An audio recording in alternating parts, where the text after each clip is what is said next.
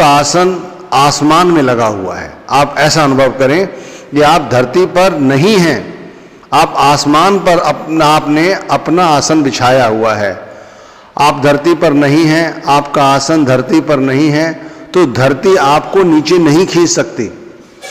धरती आपको नहीं खींच सकती क्योंकि आपने ऐसा अपने अंदर एक ऑरा बना लिया है कि हमारा ध्यान ऊपर है, हम ऊपर बैठे हुए हैं, हमारा ध्यान ऊपर है, हमने अपने आसन को ऊपर लगाया हुआ है, धरती से बहुत ऊपर।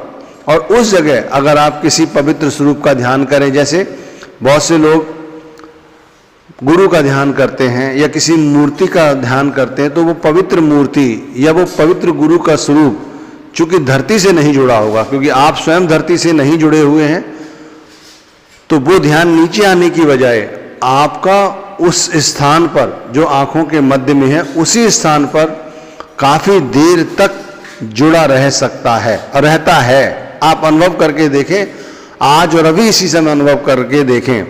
आप चौकड़ी लगाएं, बैठ जाएं धरती पर, लेकिन अपने अंदर ये विश्वास रखें कि आप धरती पे नहीं बैठे हैं, आप आसमान में बैठे हुए हैं। अब आप आसमान में बैठे हुए हैं, उसी जगह आपने बैठक जमाई हुई है, आपका ध्यान आज्ञा चक्र पर है, लेकिन धरती से आपका कोई संबंध नहीं है। आप गुरु के स्वरूप का ध्यान कर रहे हैं, तो आप खुद अनुभव करेंगे कि आपको गुरु की पवित्र आंखों का दर्शन बिल्कुल स्पष्ट हो रहा है, बिल्कुल स्पष्ट।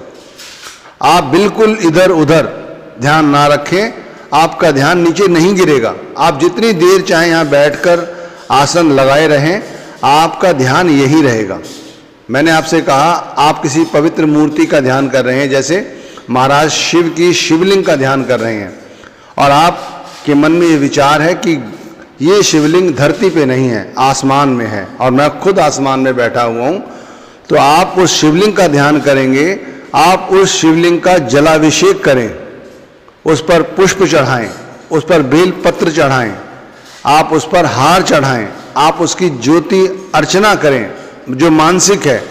आपका ध्यान नीचे नहीं गिरेगा। आपको ये तो लगेगा कि मैं इस पर पुष्प चढ़ा रहा हूँ, जलाभिषेक कर रहा हूँ, आरती कर रहा हूँ, वो जो नीचे गिर रहा है वो गिर रहा है।